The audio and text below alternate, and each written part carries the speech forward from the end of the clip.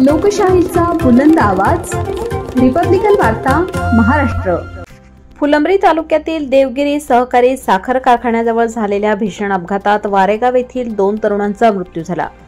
याबाबत मिळालेल्या माहितीनुसार दिनांक 20 ऑगस्ट रोजी रात्री 8:30च्या सुमारास निलेश शेकू संकपाळ व मच्छिंद्र सटवाजी कापसे वय 28 वर्ष दोघेही राहणार वारेगाव तालुका फुलंब्री जिल्हा छत्रपती संभाजीनगर हे दोघे मोटरसायकल क्रमांक MH20 EU 4425 वरून फुलंब्रीकडे येत असताना शांतिनिकेतन विद्यालयाजवळ अज्ञात वाहनाने जोरदार धडक दिली।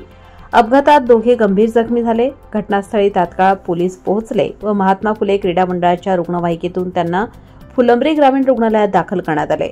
मात्र डॉक्टरांनी तपासून दोघांनाही मृत घोषित केले। मृतांपैकी निलेश संकपाळ हे शेतकरी असून त्यांच्या पश्चात आई, वडील, पत्नी व 2 मुले असा परिवार आहे। तर मच्छिंद्र कापसे हे ग्रामपंचायत कर्मचारी असून त्यांच्या पश्चात आई, 2 मुली व मुलगा असा परिवार आहे। या घटनेने वारेगाव परिसरात शोककळा पसरली आहे। रिपब्लिकन वार्ता Maharashtra वृत्तवाहिनीसाठी Marathwada उपसंपादक Akbar Shah, Aurangabad, Chhatrapati Sambhajinagar. Subscribe now and press the bell icon. Never miss an update.